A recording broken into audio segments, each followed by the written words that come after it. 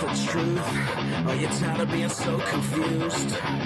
You feel like you're more fucked up than the lies on the evening news?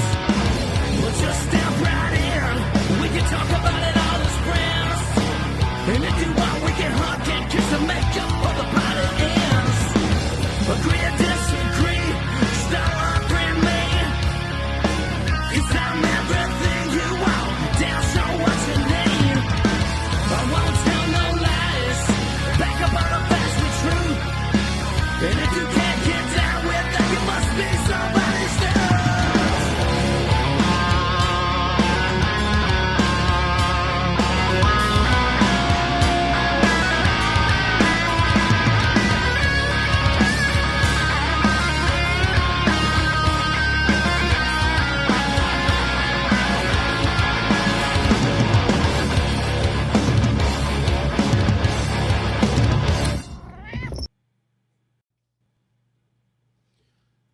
Hey gang, Dominic Izzo, host of the Rants of Izzo show here on Spreely TV, reminding you, watch my friend Matt Spear on the DUM show daily as well here on Spreely TV. You're going to get talk, news, trending politics, all social issues, everything entertaining and engaging and educational. Do it. Watch it. The DUM show, Spreely TV, home of free speech. Speak freely here at Spreely. Pretty damn cool. Spreely TV and the DUM show.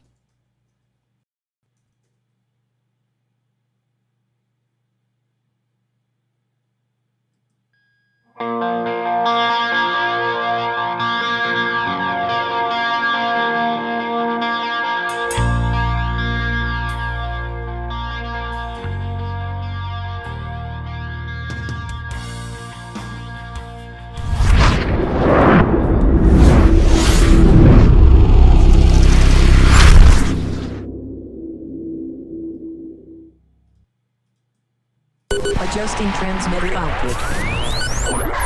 This is the Don't Unfriend Me Show with your hosts, Matt, Leroy, Amy, Olivia, and Mike. Geopolitics, military analysis, and election coverage. Coming to you live on the Spreely.tv network and all major social media channels at The DUM Show.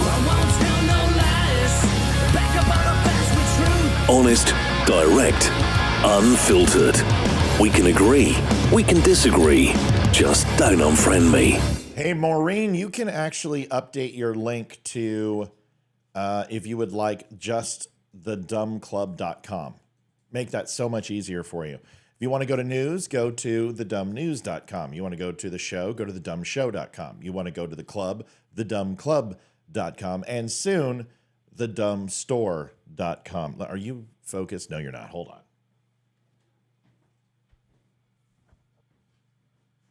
Long headphones. Long headphones. I don't know. I don't know. I'll tell you. Oh, yeah, you look great. Thanks. Hot. Good to be back. I missed everyone. I know. Welcome back. It's been a few days. Yeah. So anyway, thedumclub.com, thedumshow.com, thedumstore.com, thedumnews.com. Isn't it? It's so easy now. What did you guys think of the new club intro? You know what? Let's play it again. Oh, look at that. I spare no expense. That looks pretty cool, right? I mean, that's great. Gold. Is there no music or is it just? Wait a minute. Well, I didn't. You know how long that took me to do. I just cut it right before the show. I didn't know that's what you were working on. No, I cut music into it just now, and then I didn't do it again. But yeah, so the DUM Club, free access, man. You get no ad articles. You get a video for your birthday, or maybe you just need something for maybe your own podcast, or you want to put it up on your page. Livy and I will do that. Nude photos of Liv with autographs, all sorts. That's. No, that's worth more than $50 a month. Are you freaking serious? So there's the bronze club, the silver club, the gold club, and then the golden vibrator, platinum vibrator club, and that's the one that's $250 a month, and you get nude pictures of Olivia. Yeah. Or you get access to my illustrious OnlyFans account, which complete lies. But anyway, it's kind of cool. I mean, you get a whole bunch of stuff. Just go take a look. Just go to thedumclub.com. Jenny missed this too, apparently. I know. She's like, oh, I got the love. Welcome to the Don't Unfriend Me show. What do we do here? This is Olivia. My name is Matthew. That is my wife. Yes, she's hot. I know. We're an extremely good-looking couple for old people, and it's not I'm not that old. I'm that old. I was, you know, it's cool. There's a guy who I'm doing. He's going to be on Spreely, and I'm doing his new logo, and I'm doing a few other things. I'm going to help him with the lower thirds and video because I got like the greatest compliment. The two greatest compliments of my life today. Would you like to hear them, honey? Yes. Great. So Terry, who is Spreely, he's introducing me to a couple of clients. These are people who are just starting their podcast or whatever. And his comment is, this is Matt Spear. He's with a Dumb Show. He has the best looking podcast and graphic design of anyone in the business who is not mainstream. And I thought that was a very nice compliment. I mean, he's putting me on par with some pretty heavy hitters, and that makes me feel good. So I agree. I think our graphics and our sound and everything, you know, is important to us. So that was cool. And the second compliment I got, which really made me feel good, is the guy that I'm going to be working with. His name is Mark, and they have the Evening Rants podcast. And this guy's well established. He's actually physical fitness. Guy's ripped. And he has a YouTube channel and some other channels where he is just kind of cutting his teeth on the politics and health and stuff. But Terry wants me to help him with some graphics. So what's cool is he's like, well, let me see your site. So I show him my site, and he goes, dude, you're ripped. That makes me feel good. I mean, this guy is a professional, you know, fitness guy. And, you know, so, you know, feels pretty good. Just saying. So, you know, and I was like, well, I'm old. And he's like, how old are you? And I was like, 50. And he's like, oh, I'm 43. So that is old. And now I don't like him anymore. But he's going to come on the show. Good dude. And Spreely's growing. It's getting some great channels in here, which is good stuff. So welcome to the Don't Unfriend Me show. What do we do here? Liv, tell them what we do here. Quick question. The address for the Dumb Club is just dumbclub.com, right? TheDumbClub.com. TheDumbClub.com. Or TheDumbStore.com. Well, Dumb Show. I Everything's- haven't done store yet. The Dumb everything's Show all- gets you the swag and the T-shirts and coffee and all that stuff. You just got to go there. So go to TheDumbShow.com and get all that stuff. But yeah, if you want to... Dude, Yenny, you're about to get down. You're driving me nuts. Can I shoot her? No, she laid down. She actually listened to me. Dude, you need to teach the children how to listen to me because they don't. Oh man, listen to all me. my cats. You remember what I did with Puck? Oh, yeah. My cat Puck was awesome. He'd jump on the bed. I'm like, go lay on your mother's head. Oh, and you just walk up gosh. there, lay on her Yes, head. he would. I'm like, clean your mom. And then this cat could turn on water. This cat was Oh, amazing. he was smart. Oh, such But a he good. was jealous of Hayden. Yeah, He yeah. didn't like her very much. Very good cat. Anyway, so tell them what we do here, Liv. We talk about politics and everything else. I told you I'm not a good on the spot salesperson. No, Give it's me a not script. sales. We're not doing sales. It's Well, just, I can't even all right. ask me a question. I'm good. You can't put me on the spot to try and sell anything. Hey, it's including the Colleen show. Stewart's birthday. Ooh, we have to sing. Or we got to play the birthday song. I'm not going to play that stupid song again. Let's just go ahead and sing happy birthday. We It's need to easier. get Hayden up here. She's got a better voice. You ready? Yes. Rob Lance became a Dumb Nation subscriber. Outstanding. If you like the Dumb Nation, which is, it's kind of our entry level club. You get to see some avatars and you get to talk to the Dumb members. If you like that, do that for a couple of weeks. You get a 15% off discount, which is ridiculous. I mean, for $1.99, that's just stupid. I mean, I'm losing money. I don't care. Go to the Dumb Club after that, and then you get a whole bunch of other benefits. But try that out first. Buy some shirts and stuff. 15% off. We love you guys. For $1.99 a month, you get 15% off. You buy one shirt a quarter, and you triple that money back. That's just the way it works. All right, let's happy birthday to Colleen Stewart. Does anyone else have a birthday? Anyone else? Bueller? I was just going to say that. Bueller? Go Hayden. Okay, call Hayden. Okay. You should call her on the show. Here, I'll call her. Call her. She'll hear it. It's 225 pounds of pure ripped. I'm not ripped. I'm decent for 50. I don't want to lose any more mass. I'm happy, and that's why there's not enough hours in the day, Liv. It's stupid. Come on, Hayden. We want to get it started, but we can't because my daughter is taking forever. Do I need to call her? Hey, you're being requested on the show. Can you Please get come up? here, please. She can't at the moment. When can you come No, up? no, no, no, no. That's not cool. No, she can't. Oh. How long? How long can you be? No, it's not going to be a while. You don't. Hayden! We just want you to sing happy birthday to a loyal Somebody needs a listener. happy birthday song. You don't even have to get on camera. Yeah, you don't have to get on camera. But you need to hurry. Because we're running a show here. What'd she say? Hey, she can't come up for a while. Okay, here we go. Fine, hang up. Thanks a lot. You know what? thanks. Those straight A's aren't as good as they were. Okay. So she requested a personal birthday song From you. Yeah, Hayden. From you, Yeah. dear. Yeah. Thanks, Hayden. You don't have to. You don't. Okay. Well, you don't have to be on camera. You just need the mic. I'll turn the mic around, Hayden. Yeah, he'll turn it around. You don't have to be on camera. We promise.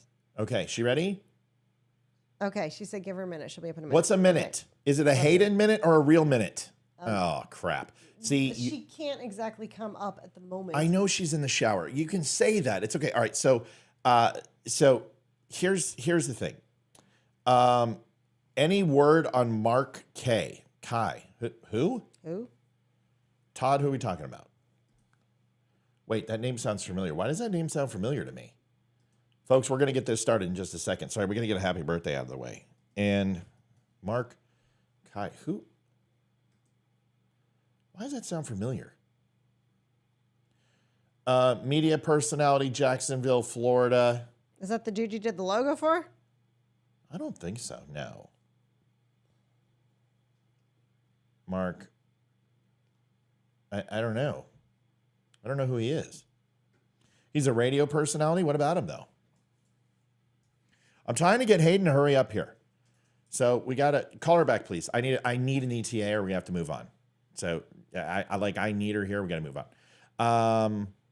I had a viewer message me today asking about Michael Martinez. Michael Martinez is no longer on the show.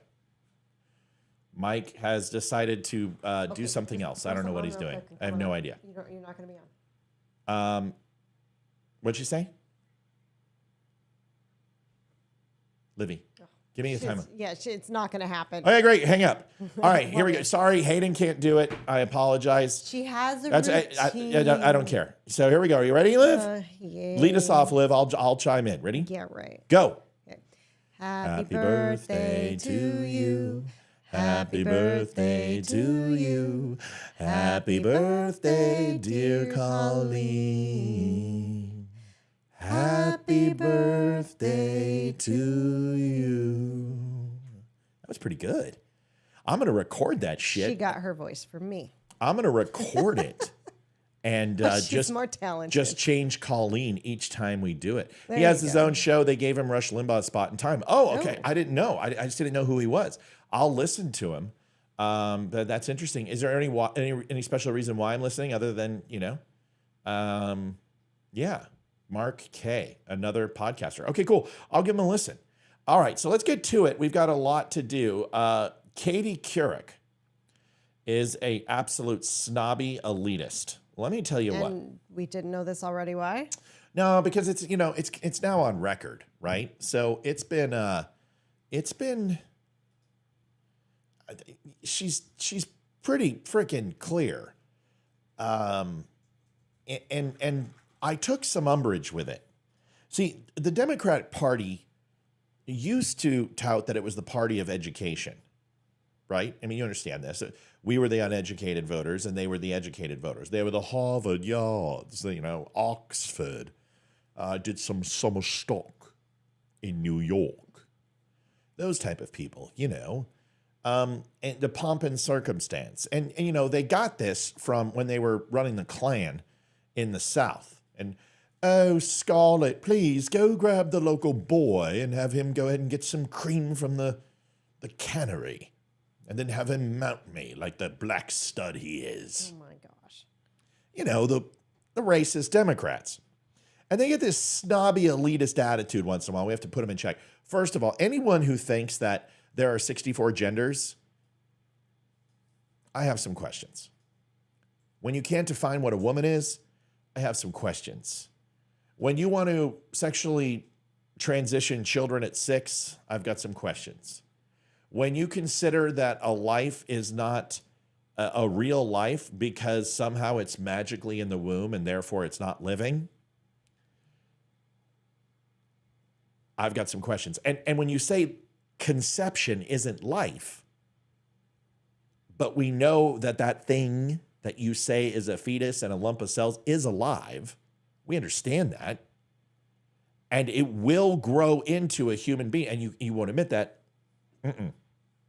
If you're a liberal elitist and you have been espousing for almost 75 years the end of the world, from it was Freon, it was the ozone layer, it was the rainforest, it was acid rain, it was nuclear meltdown, it was murder hornets, it was COVID, it's global warming. No, it's not warming. It's climate change. No, it's too cold, but that change is bad. No, now it's hot. Well, that's because it's climate change. And then there's a fire. Oh, that's climate change. There's an earthquake. Oh, that's climate change. Anyone who thinks that the Democratic Party is the party of education simply has to watch The View and all of those monikers of grandeur shed and flee. So I really can't stand these pompous I'm not going to say the word. I can't stand these jackanapes there. I censored myself, but I still found a J word. And Bill Maher used to be one of them. For 4 years under Trump, he just had this pomp and circumstance, this air of superiority about him. And I can't stand these liberals who walk around and think they're better because they may not have a Southern accent, or they make their money the old-fashioned way. They inherit it. Well, some of us are fairly well educated. And it frustrates me when you look at somebody because they're wearing a T-shirt or a hat, and they got tattoos and a beard, and you think that person can't wax intellects. And then you find out that they can, and you backpedal. Katie Couric did this. She frustrates me. Liv, it's a long intro. I want your opinion on this. I have a feeling that you will have one. And once again, Bill Maher is stoned out of his mind. But Bill doesn't want to ask the tough questions of the lefties. He just wants to get high and sit down. And what's interesting, is Steve-O was supposed to come on, and Steve-O said no because he's in recovery. And all the thing that Bill does is smoke weed and do shrooms and drink. And that's fine. I don't care that Bill does that. I have no problem, but not necessarily conducive to those in recovery. Here's the video. Listen to this crap. Tell me what you think. And I feel like, to your point, Bill, the socioeconomic disparities are and class resentment is a lot and anti-intellectualism and elitism is what is driving many of these anti-establishment, which are Trump voters or anti-establishment voters. So I think that is a huge problem that we have to address. I mean, globalization and, the transition from an industrial to a technological society. I mean, I don't know if you've ever been jealous of what someone else has or resentful.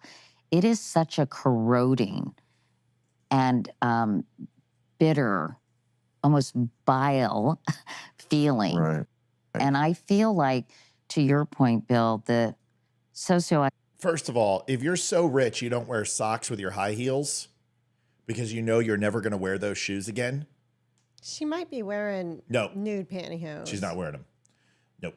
You can see those. You can see that. You see, just listen, I am a foot aficionado. I think you know this about me. You've been with me for a long enough period of time.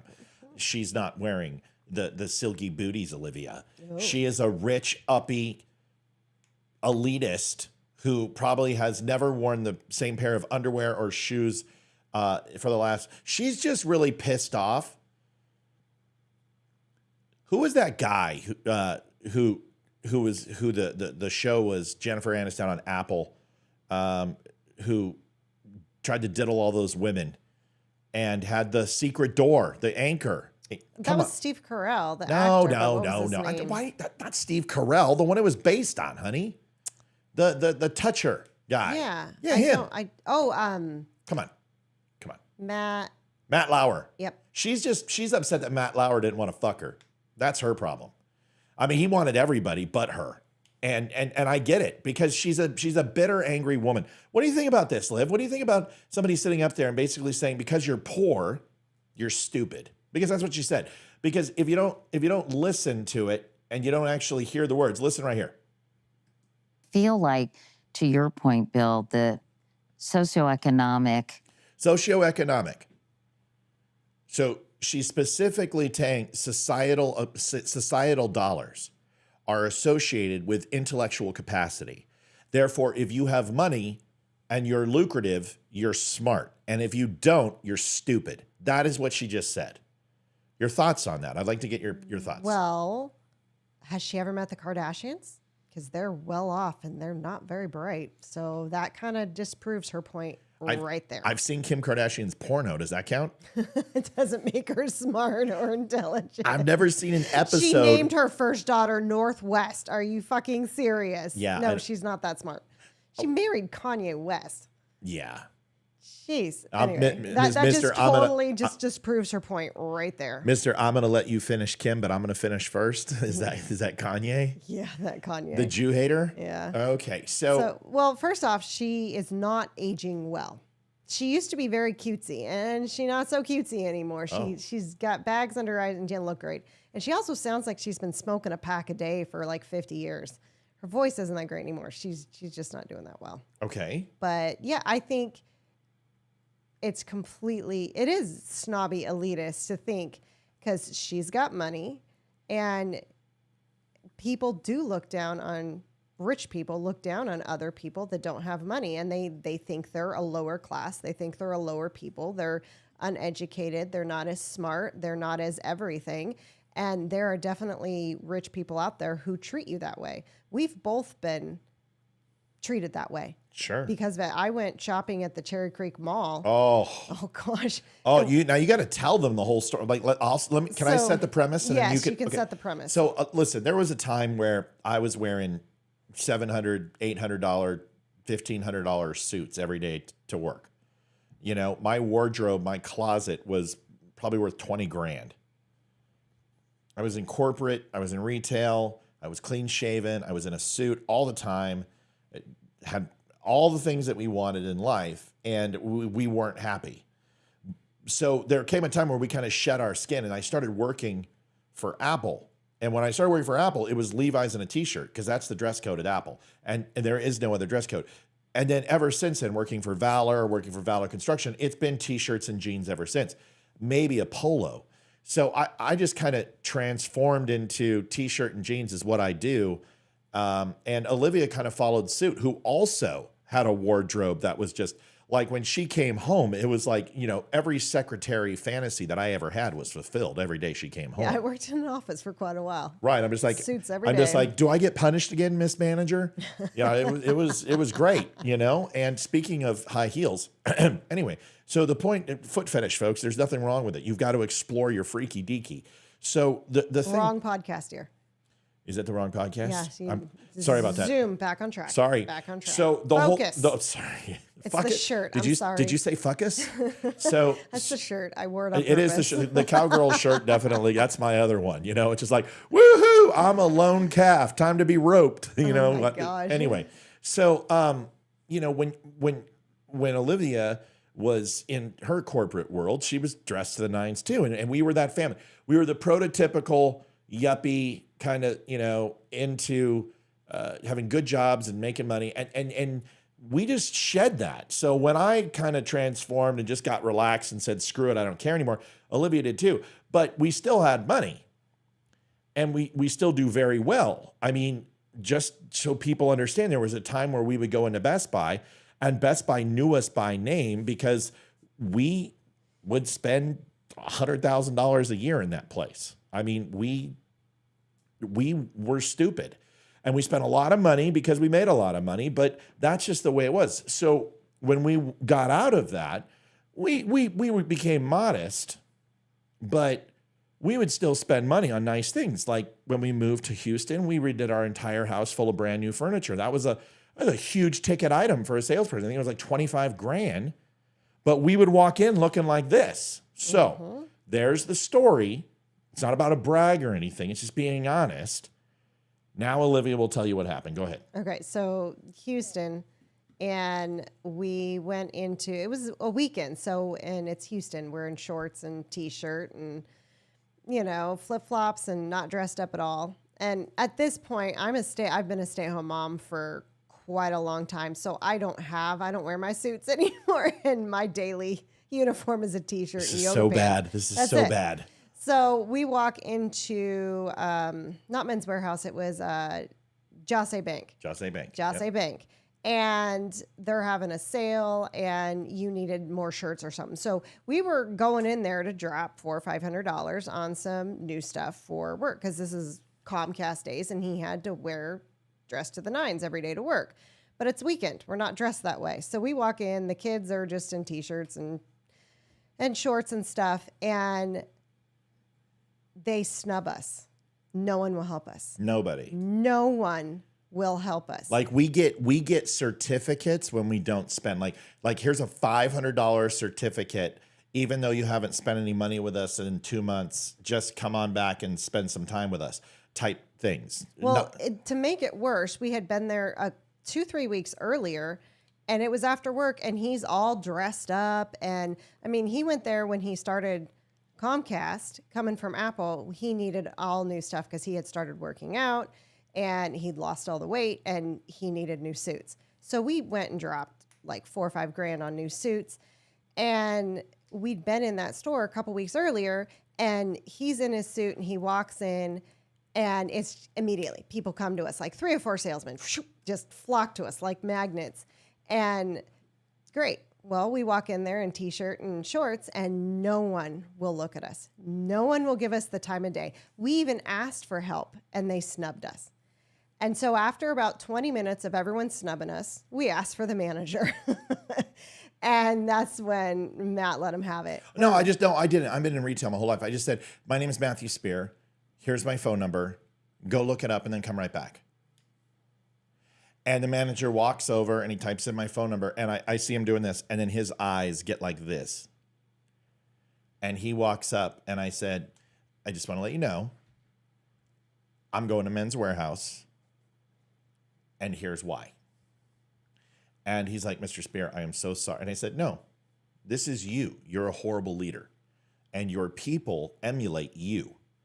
And I've been in retail my whole life. And I'll be honest with you, I've never fired a customer. I've only had customers quit my company, and I'm quitting yours. And you just don't treat people this way, you know? And I know what you're doing. But this isn't the first time. I mean, there was a time when the funny thing is I told you the Best Buy story, and you know, we spent $100,000 in there because we used to collect Blu-rays. I mean, every week it was like $500-600 worth of Blu-rays we would go out and buy. And video games and TVs and sound systems. And we never had those things, and we wanted them. And so we got them. And there was one point where we were trying to apply to get a credit line, and Olivia, I already had my credit line. I had I had a black Best Buy card, $100,000 limit. I could put anything we wanted it on it. And Olivia wanted to build up her credit, but she's a stay-at-home mom. So I'm going to just tell this quick. She calls up, she's talking to him, everything else. And then they go, well, what's your job? And she goes, well, what's your income? And we tell them the income. And, you know, it's considerable because I'm working and Olivia's staying at home. And she goes, well, what's your job? And Olivia goes, well, I'm a stay-at-home mother. And she goes, no, what's your real job? And I hear this, and I snatch the phone, and that was also the home loan, too, with USAA.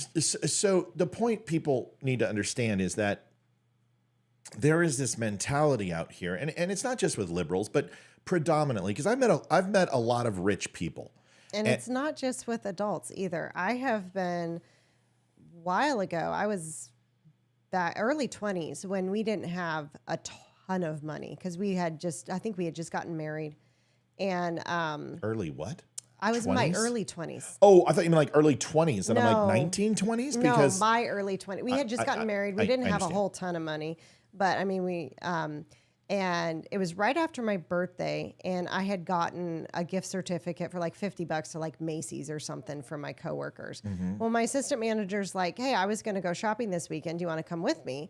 And I'm like, sure. And she goes, well, I'm going to go to the Cherry Creek Mall. I've never been to the Cherry Creek Mall. Cherry Creek Mall is like the most prestigious mall in Denver. I mean, it used to be. It was like Park Meadows, you know.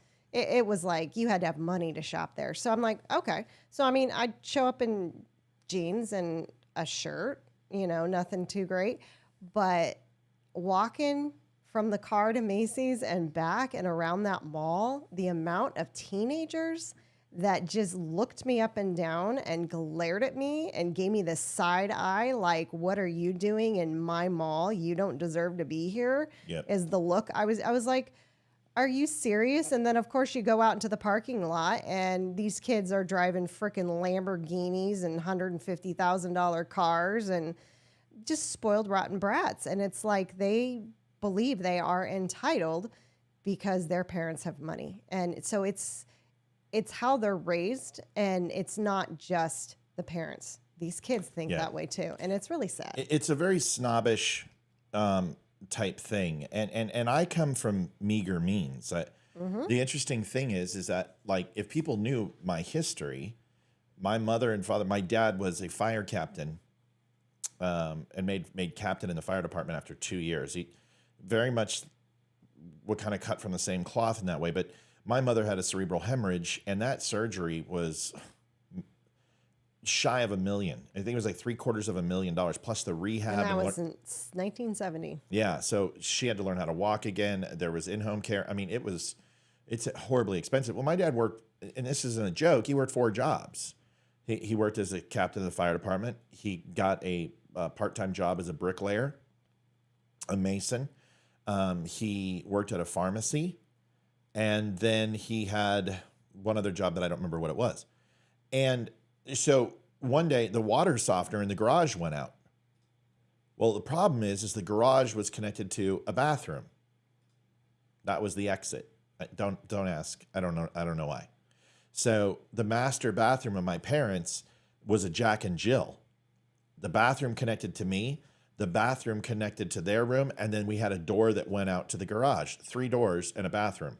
So they probably just added the Jack and Jill. It doesn't matter. The point is, water softener went out.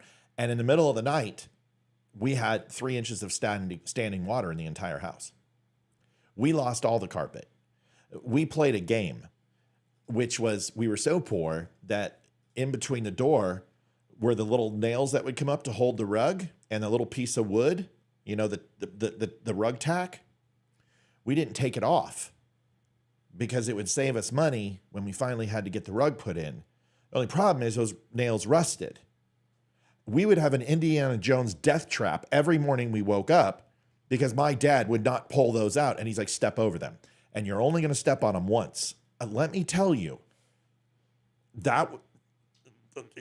this isn't a joke. If my sister wasn't a complete horrible freaking human being and a total dirtbag, she'd tell you the story. But our toes would have, you know, little nail marks on the side where we scraped, you know, we were poor. We both grew up that way. And we didn't have money. And we didn't know what it was like. Well, then my grandpa died. And this man was a Shriner. He was a mason. He was a aeronautical engineer. And he helped design the B-52 Stratofortress, the U-2 spy plane, the SR-71. I mean, this guy got a piece of the space shuttle. If that'll tell you his impact in skunk works and what he did. I mean, he's a very prestigious man. And he had like 11 properties. He had like 4 or 5 homes in Georgia. And he had the rest of them in Hemet, California. And my parents inherited all of them, so they sold them off. And they almost got $1 million for those properties. They were all like little $79,000, $80,000 rentals. But they came into money, and then they invested the right way. And then they bought a new house for $97,000. Then Colorado started booming, and they sold it for $475,000. And my parents came into money, and we didn't know what to do with it. And we were frugal, man. We still had, you know, beef mac for dinner. And, you know, the next night we would have steak and salad and potatoes. But, you know, we grew up wanting for an early part of our lives. So when you look at people and you're just like, you know, you look down on them because they may not be as intelligent as you think you are. This whole attitude from the left is remember, they used to be the big umbrella, the big tent party. Republicans tried that in the 80s under Reagan, but it really didn't work because those people were coming over. Blacks and Latinos were coming into the Republican Party, very similar to what they're doing right now in 2020. In fact, very alarming to Democrats. But they have alienated so many people because they hate anyone not like them, including black people, including Mexicans, including lesbians and gays, who don't see what they see and don't treat people like they treat people. And Katie Couric is a perfect example of someone who's completely out of touch, has no idea what she's talking about, and believes that people deserve to be looked down on simply because of their socioeconomic status. And this is what the liberals do.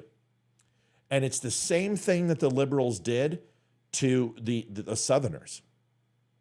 And there was a ruling class in the South, and then there was a middle class that was very small, and then there were people slightly above slaves who weren't black, who were white, who were considered to be more like peasants or serfs or peons, to the upper class Southerners. This mentality has never left, including the racist ideology of the Democratic Party. This elitism has not left, and they have been elitists. Even when they were stuffing flowers down barrels in Vietnam, they were still elitists. So anyway, it's an interesting thing to see, and she's completely out of touch. Mm-hmm. So Katie Couric, your career is well-deserved, you rich person. It used to be called white trash, right? I've been called white trash. You know, it's amazing the way you're treated. Like, there is a very big difference between the way I was treated in California versus the way I was treated in Texas. In Texas, I was accepted. I was embraced. Every single neighbor was friends. Virginia hasn't been that way. Virginia's been very uppity. Mm-hmm. But I think it's because we're in an uppity part of Virginia. Yeah, California was very judgmental too. Mm-hmm. Very judgmental. But Bakersfield wasn't, because I was my uncle's nephew, and so it would naturally happen. But we had neighbors who we didn't even know. Yeah, California was definitely very different from Texas. That's why I miss Texas. California was... it was better than Albuquerque. Oh, yeah, Albuquerque was a shithole. Pardon my French. You know, I made friends through Hayden's school, her friends' moms, and stuff like that. Yeah, Virginia's been good to us. I mean, come on. But Texas was so much better. I remember when we first moved to Texas and we were still living in the apartment downtown because we hadn't closed on the house yet. And I brought the kids up to Tomball so we could go register them for school. And we stopped at the Chick-fil-A to eat lunch afterwards. Oh, man. And there was a young lady there, probably in her 20s, who had a 2 or 3 year old, and then maybe like a 4 or 5 month old that was in the car seat. And the little one's going, I have to go potty, like bouncing up and down, you can tell. And the mom is just like, so I looked at her, I said, do you want me to watch the baby for a few minutes while you take your little one potty? And she looks at me and she goes, oh my gosh, thank you so much. And she took her kid to the bathroom and left her baby with a complete, total stranger. And the kids just looked at me with their jaws dropped. And I was like, if this was in California, they would have called the police on me for attempted kidnapping. Totally. I'm like, are you serious? So it's Texas, just a different place. Texas is a different place, and we were embraced, open arms. I mean, even to the point when we went out to a restaurant to eat in Tomball. It was a Mexican restaurant, and one of the kids misbehaved, and our waitress put them in check. Yeah, totally. The kids were like, what? No. She's like, I don't care if you're not my kids. You're not behaving. And she put them in check. And that's how Texas is. I love Texas. And I totally miss Texas that way. And yes, Virginia was nice when we moved here, and neighbors brought us gifts and stuff like that. But it's kind of like we're not new and shiny anymore. So no. Listen, I'm going to say something. That's my fault. For 2 years when we got here with COVID, I became extremely antisocial, and I just focused on the show, and we had a lot of family problems, and we were fighting because of money and the kids, and that was all that shit happened. And the neighbors unfortunately suffered that. And trust me, I want to find a way to make amends for it and build relationship. We didn't burn anybody, but they had to hear us arguing all the time. And, you know, I take ownership for that. That's my fault. So everyone here is amazing in our cul-de-sac. We love well, except for the crazy bitch across the street who's totally like Katie Couric. But everyone else is amazing. And, it's more me than anything. So you know, I appreciate you saying that, but I'll take ownership for this one. But Texas was very good to us. California was good to us. Virginia's been good to us. But there is no place like Texas. It is hands down, in my opinion, one of the best places on earth. I mean, the weather's horrible, but otherwise it's great. It snowed twice there, which is interesting. I loved Texas weather. I love the humidity. I love the humidity. I love the humidity. I really, really do. I'm with you. But all right, folks. Not a meteorological seminar, but the weather's good. Let's move on and talk about Trump's trial shenanigans. Jury selection. Now, I did a video the other day, and everyone had a chance to see it. Olivia, you had a chance to see it. So I'm making so much noise, Liv. And so I'm slamming the table, Liv. Sorry. It's okay, Liv. We're on a podcast. So I can't hear it in my headphones. Doesn't matter. I can, because I'm the audio guy and I can see it spike and it shoots up and everyone can hear it. Watch. See? Well, yeah, that's a little bit heavier. No, that's what you do. The charging cable hitting the table. Everybody who's watching knows you do that. So it'll be hilarious. You're just like a flying elbow on the table. Hey, do you want to turn up the fan? Usually you don't let me turn. It's getting hot. It is. It's getting really warm. Why don't you turn on the AC? It's that time. We need the AC on. You got to turn it down to 72 while we're in here. Because trust me, I live in here. So with all these lights, it's going to get about 110 in this room unless you turn on the AC. 71 right now. Turn it to 70. We need the AC on. It's okay. We'll pay for it. So the jury selection for Donald Trump is, we know it's not going to be fair. I don't think there's a person on the planet, even liberals, who think that they're going to get a viable pool for juror selection. But this is the interesting thing. I want you to listen, this Judge Merchan. And why are all these judges French? I mean, that should just tell you something right here. Merchan and Edmond and what was that one guy's? Enguerrand. I mean, they're all French dictators. Anyway, so they're drawing jurors. Here's where this is unfair. Let me just explain it. People are like, Matt, what do you mean they can't find a decent jury pool? Liv, do you know where they go ahead and select jury pools from? It's the local area, the county that. Yeah, but how do they get those? How do they get that information? Voter registration, if I'm not mistaken. Voter registration in DMV. Mm-hmm. And what do you do at the DMV? You register your party affiliation. Yeah, you register to vote. So they're polling from voter database. They're not polling from the local, Girl Scout and Boy Scouts. They're not polling from the local PTA. They're using voter registry to decide who gets polled. And from the boroughs of this area in Manhattan, in those areas, in those districts, which there's 100 of them, Joe Biden won 88% of the vote, up to 90% of the vote. So 1 out of 10 people voted for Trump. Do you know what the odds are of actually having a panel of anyone who would be pro-Trump? Well, let me explain it. You got 100 jurists, potential jurists. Each side can challenge a certain amount. And then out of that 100, they poll 18 to 19 panelists. How many jurors in a jury trial, Liv? 12. Great. So, and you're going to have 6 alternates, right? To 7. So let's do the math, okay?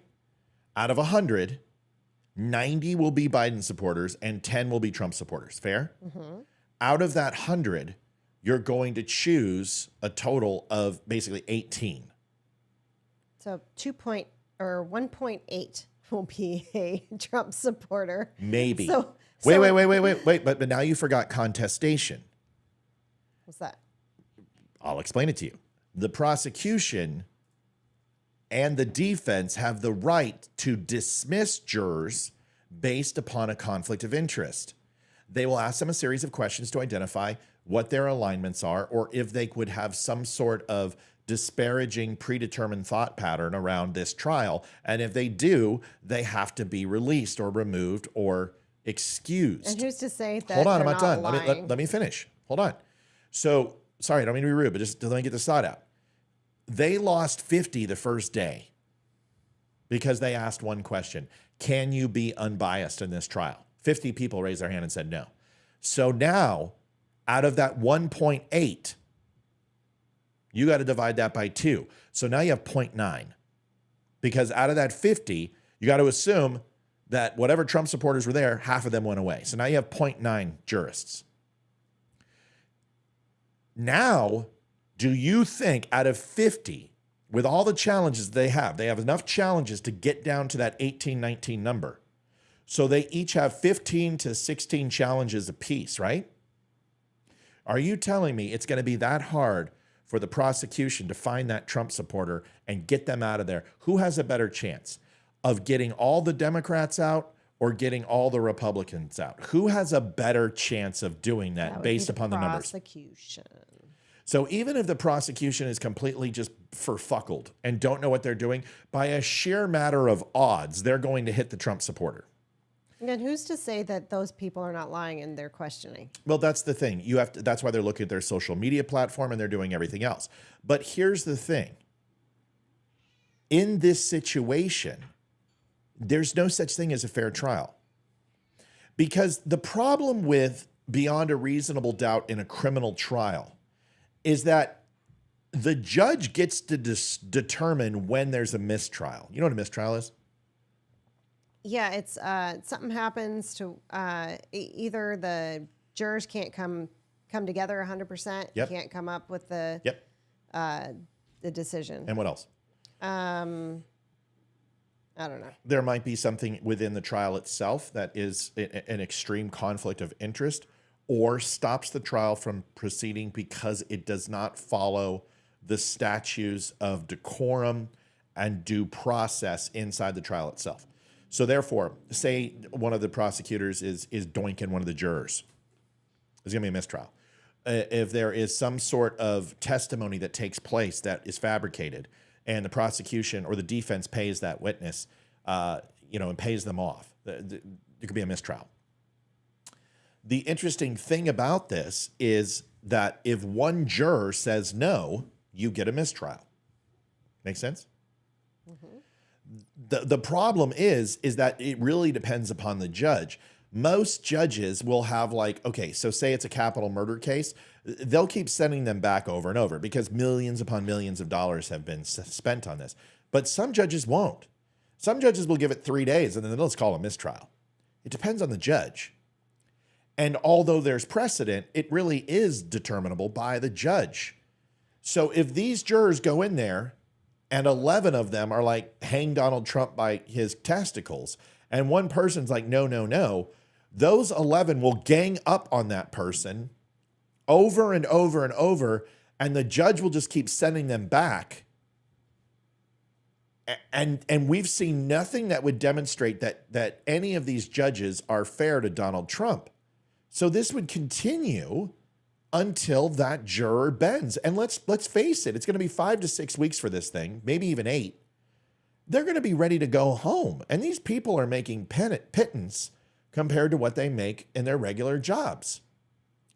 And they're going to want to see their families and they're going to want to go home. Now, they're not sequestered, so they don't have to, go to a hotel room. They get to go home at the end of the day. But there could come a time where those jurors would be, because this guy is not pretending any form of he's partisan. He's not showing any bipartisan nature at this point. He is already telling Trump that if he misses any of the court dates, that he'll hold him in contempt and put him in prison.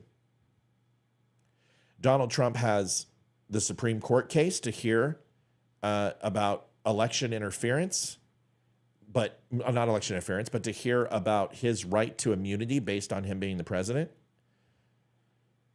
During that time, he also has Barron's graduation, high school graduation. And the judge is showing no inclination that he's going to give Donald Trump any time. And you got Joe Biden, who's rallying in Pennsylvania, talking shit about Trump, but Trump's been gagged. You've got Alvin Bragg, who's talking shit all over the place about Donald Trump. You got Cohen talking shit about Donald Trump, and they're not getting gagged. So watch this and tell me what you think. This person is a court reporter who was there for CNN, and I gotta say, has a very interesting disposition about this. Take a listen. I mean, they're not on trial. Well, that was the judge actually reminded them of that, but they had things on their social media posts that Donald Trump and his lawyers found troubling. Mm-hmm. So the first one in the category of bias. Bias, yeah, because you're wondering, what are they posting, and will it go into whether or not they can be fair? Mm-hmm. So they asked about them. The first one was juror number 1, so the first one. And they bring up some social media posts to the judge. The judge wants to see them. They've screenshotted it. The judge is looking at them, and he's really confused. He says, "Did you give me the right piece of paper?" He didn't even understand what he was looking at. So there were some questions between that, and he ended up wanting to see. They were videos. They were screenshots of videos. And one of the videos happened to be the juror number 1, had taken a video at a distance of what looked like a celebration in the streets of New York for when Trump lost in 2020. I think that was it. Mm-hmm. And it showed that she was biased, and there was some language that suggested that she might have a bias. So she was called in and interviewed by the judge, and she said she happened to take the video when it was on the Upper West Side, and she was outside parking her car, and there was people celebrating in the distance. So she thought it was a very New York moment, and she posted it. Mm-hmm. I also loved that it involved alternate side parking. Yes. In New York, it all comes down to that in New York. So she was interviewed and left the room, and then we didn't have the cameras on, so we didn't have a visual of Donald Trump at this point from the overflow room that I sit in. We have closed circuit TVs, but the judge there was some back and forth between the lawyers, and then the judge actually admonished the former president because he was huffing and puffing and gesturing towards the juror. He said the judge said it was completely inappropriate, and he said, "I won't tolerate it. I won't have any jurors intimidated in this courtroom." And his lawyer had to go speak to him. So that was like a moment. And the judge found in this case, in this juror, that this juror could continue. And they, wasn't immediately pulled, but So what you're hearing and seeing is eyewitness testimony, and fairly impartial, which is good, about this jury selection. The thing is this judge has already demonstrated a bias. They will not enter the grab him by the pussy tape, but they're entering the, with Billy, what's his face? Billy Bush and Entertainment Tonight or whatever, Weekly, whatever it is. They're going to do a written form that can be spoken about in court. What does this have to do with this, right? They're going to try to show that Donald Trump's a philanderer. Well, everyone knows he was a philanderer. Everyone knows what happened. But what you're trying to say is that the things that Obama did, Clinton did, Bill Clinton had an affair. He gave $850,000 to his accuser to shut her up, and he's not on trial. You've got Obama, Biden, and Hillary Clinton, who all had fines for campaign finance fraud. All they did was pay a fine. No criminal charges, no misdemeanor charges were brought up. So to see this, and it doesn't turn into a fine, that was a misdemeanor that is past the statute of limitations, that a state's attorney, that Alvin Bragg, the district attorney, already turned down twice. The Department of Justice turned down. And this is still going on. And this is the mentality from the left. Watch this video, which will just blow you away at the stupidity that the media is literally fuming this. These judges watch this shit. These judges see this stuff. Where else are they getting their information? Do you think these judges just hate Trump because it's by osmosis? No, they watch this crap. They watch ABC. They watch CNN. They watch MSNBC, and they get these these grandiose ideas that they are the great white hope for democracy, and that they have to somehow take off their blindfold and ensure that Donald Trump is criminally, financially, or morally destitute. That's their goal. Anyone who thinks it's anything else, 34 frickin' charges. Al Capone didn't have 34 charges. Ted Bundy didn't have 34 charges. Usually when you have a crime, you combine the charges under one statute. You don't continue just to pile on and pile on. He's facing 36 years in jail over this. And I don't even know what exactly this trial is about. It's about a misdemeanor. It's about him paying hush money, which he is allowed to do, which is not a felony, but it exceeded campaign finance because it was paid with his campaign contributions. So what they're saying is that he exceeded the overall contribution to his own campaign because he donated and wrote the money to himself. Therefore, it's against campaign finance law. This is his money.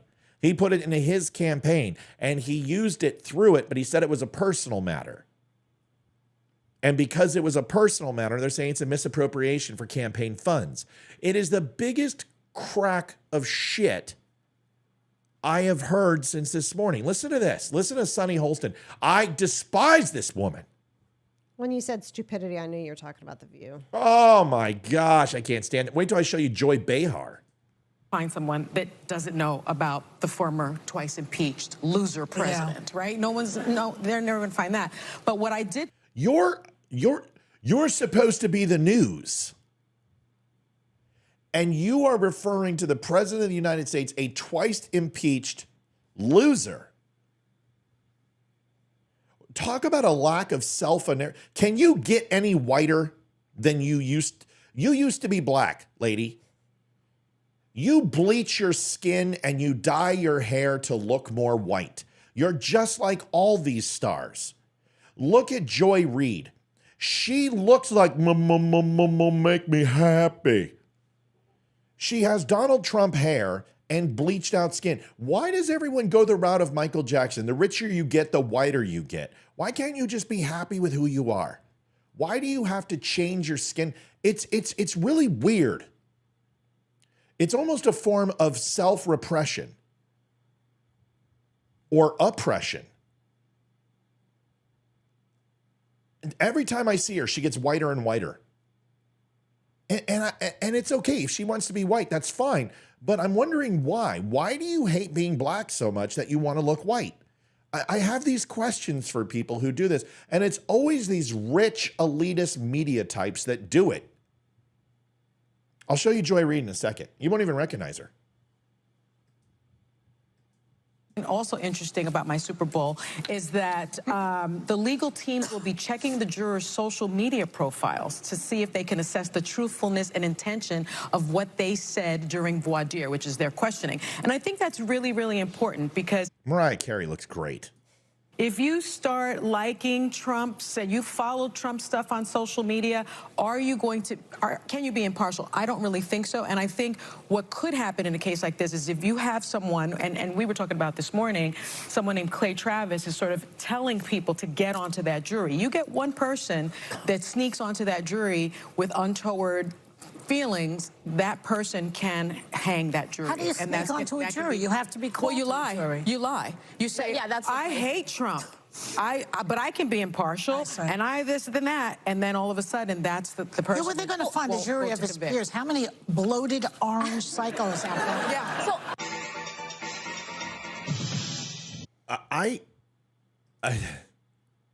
do you understand the hypocrisy of what she just said? Yes. Tell me what the hypocrisy is. The hypocrisy is they're calling out that somebody's going to get up there and lie to say that they don't like Donald Trump so they can get on the jury when in fact they are a supporter. Right, but where's the hypocrisy? Reverse that. Exactly, reverse that. What if they're saying, "Oh yeah, I'm a total supporter of Donald Trump," and they actually don't like him? I mean, that's... right. But more importantly, You're not okay with one person doing it because you hear how they say one because they've done the math like I have. Yep. But you're okay with 11 others doing that against Donald Trump, right? So do you hear? There might be a chance that somebody might actually defend Donald Trump. We can't fucking have that. Exactly. We've got to do whatever we can, folks. This might be the one linchpin that saves Donald Trump. We must get that person. You're doing exactly what Clay Travis did, but you have nefarious means. Clay Travis is like, it's Donald Trump's only hope is to find that one Trump supporter and get on there so he has a shot. Because if they have their way, they're going to stack the jury with 12 liberals who all want to kill Trump. How is that justice? How is that? Why didn't they change the venue? Gee, I wonder. You have plenty of districts in New York and New Jersey that are fairly moderate, that came in like 50-50, a much better opportunity. The only reason to keep it in the boroughs of Manhattan is because literally all those people have are a shit ton of money and a mutual assured hatred for Donald Trump. That's all those people have. They have nothing else. They abort their babies. They hide from illegals. They're afraid to go outside because nobody has guns, and they're afraid of getting raped on the subway. But yet they want to take your guns away. They want to take our guns away. They don't believe in God. They hate themselves and they hate everything around them. And they hate Donald Trump. That is what they have in common. Now, see, how does it feel that I'm doing exactly what Sunny Hostin and Katie Couric did? It's kind of funny, isn't it? I don't believe any of that. I know plenty of liberals who don't believe in that crap. They love guns. They love kids. They love family. They don't hide. They go out every day. We're not talking about those people. We are talking about a disenfranchised group of people in New York who have nothing but hatred for Trump. And we know this based upon what happened with E. Jean Carroll. And we know what's going to happen here. Listen to this. I'll be honest with you. I believe that every woman should be protected. Women are matriarchs. They are fragile compared to a man when it comes to physical strength, most of them. You should open up the door for them. You should lay down your coat in a puddle. They should always walk to the inside of the street, not the outside, so they know that they're taken. You should treat them with the utmost respect. But I want to punch Joy Reid in the fucking mouth more than once. And I just might alter my code to do it. Because listen to this. Or just have me do it. That would be better. That would be you. Because I would have no problem. Oh, I can't stand this woman. In prison? Oh, God, she looks worse and worse every time I get her. What is up with around the eyes? She gets whiter and whiter every time I see her. Oh my God, she looks awful. She does. She looks whiter. Her eyes are white. Her forehead is white, and the rest of her face is black. This isn't racist, folk. It's just honest. This is blackface. This is whiteface.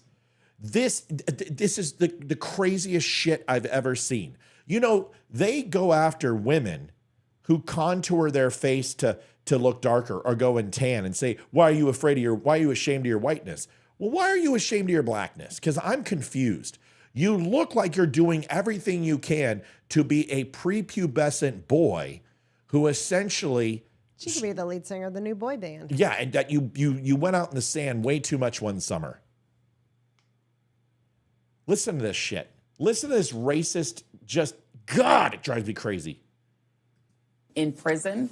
But for me, there is something wonderfully poetic about the fact that despite the fact that even if convicted, he's not going to go to prison, the first person to actually criminally prosecute Donald Trump is a black Harvard grad, the very kind of person that his former staff, the people who worked for him, Stephen Miller, et cetera, want to never be at Harvard Law School. But he was, and he came out. Look at these people.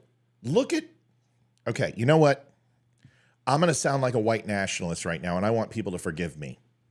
Because everyone here knows that I am not one of those people. I'm not a Christian nationalist who believes that white people are superior. I'm not a Nick Fuentes. You guys know this shit. You know this. But I'm going to say something. This right here is white shaming. And these people who are on this panel, who are all white, maybe that lady has some Latin in her, or maybe she's a little Asian, I don't know. But the rest certainly are white. And they're sitting here listening to us and not calling out this racist bullshit because she's a black female. You know what I would say if I was on that panel? Lady, you are completely fucked 10 ways to Sunday. You are the most racist, sexist piece of shit I have ever seen in my life. And you are the definition for not reverse racism, for racism.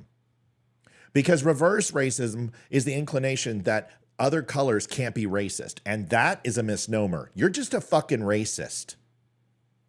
For you to say the shit that you're saying, and for those people up there who are white, uncomfortable, and have awkward smiles listening to this, and they don't say a fucking word, are cowards.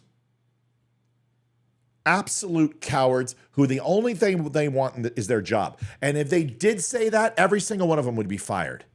But Joy Reid can sit here and say all this crap. Katie Couric can say all this crap. Sunny Hostin can say this racist shit because folks, honestly, I'm going to say it. Don't get mad at me. Don't get mad at me. Are you ready? Here it is. Because it's called black privilege. Okay? If you're going to use that white privilege shit on me because I write a check and the black person in front of me gets checked for their check that they write because supposedly people are being racist because they bounce, and I don't get checked and you call that white privilege, fine. Then this is black privilege. That's about as honest as I can make it. You may not like it. It may make you feel uncomfortable. I don't care. Graduate, he's prosecuting you, Donald, and a black woman is doing that same exact thing in Georgia, and a black woman forced you to pay a $175 million fine that's out now also in question because the people who put it up, that might not be legit. Donald Trump is being held to account by the very multicultural, multiracial democracy that he's trying to dismantle. And for me, there's something poetic and actually wonderful about that. It says something good about our country that we're still capable of having that happen. Go DEI. My DEIs are bringing it home on today. No, it's striking, and a system that also is affording him. Oh, she's so fucking ugly. Can I just say this is makes me want to vomit right here. Just this look. This look. It's like you're being playful and you're being coy, and it would be awesome in the bedroom if you didn't literally look like you got hit in the truck or hit in the face by a truck. Just watch this. DEI? Yeah. Do that in a second after I show. Watch. Look at her little smile and little, $5 million fine that's out now also in question because the people who put it up, that might not be legit. Donald Trump is being held to account by the very multicultural, multiracial democracy that he's trying to dismantle. And for me, there's something poetic and actually wonderful about that. It says something good about our country that we're still capable of having that happen. Right here. Go DEI. My DEIs are bringing it home on today. No, it's striking in a system that also is affording him. God, don't look at me like that. It's like immediate like anti-boner. Whatever boner we had at the beginning of the show, Liv, is now done. I believe I have an innie versus an outie. That just all right. So talk about this DEI thing. What does diversity, equity, and inclusion have to do with a bunch of racial bullshit that you are saying that that it's not about democracy, that it's not about justice, that black people are getting it up against whitey?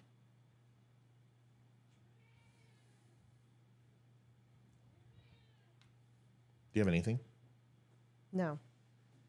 You don't have one thing to say about that video?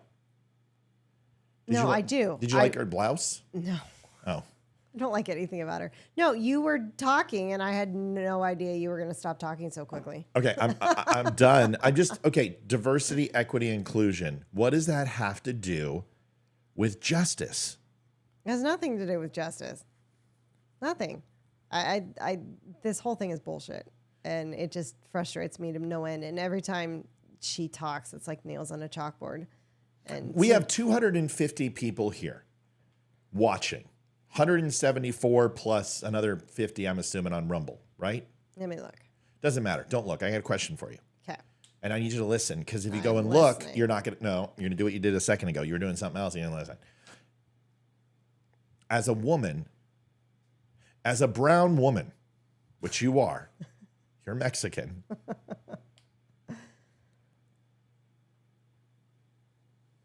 How would you feel if a group of white people went up there and Al Sharpton, you know who Al Sharpton is, right? I think so. He's a black guy, preacher, tax evasion, Got it, racist, okay. hates Jews. Okay. If Al Sharpton gets hauled up, you know what? Screw that. They go after Obama for the $150 billion to Iran, or Fast and Furious, or the spying in the FISA warrants, or election interference. It's never going to happen, but let's say it does. And all of a sudden, Jesse Waters, Dana Perino, Greg Gutfeld, We're on the same wavelength. and Sean Hannity are all on a panel. We got to throw another woman in there. Judge? No, she can't be a person of color. It's got to be the white girl. Jessica Tarloff? No, she's a liberal. At night, right after Hannity, Laura Ingraham. Yeah. Laura Ingraham. Okay, so that's your panel. And I want you to imagine that Laura Ingraham is up there and she goes and says the following. I just want to say it's a huge victory for our constitutional republic. As a white Southern Georgian male is prosecuting Barack Hussein Obama. As a person from Arkansas, a former Confederate great-granddaughter from the Daughters of the Confederacy, are going to lynch him in the courtroom to demonstrate that their white skin is usurping power from his blackness.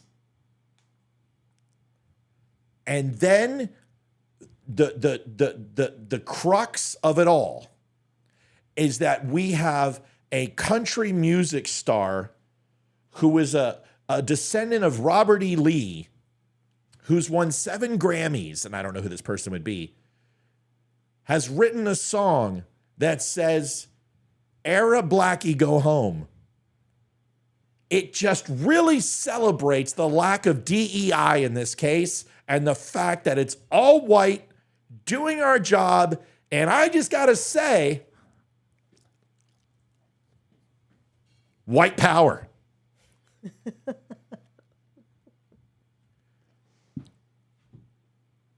The licking and that was my Joy Reid. Holy shit, could you imagine how many cities would burn that night? Mm-hmm.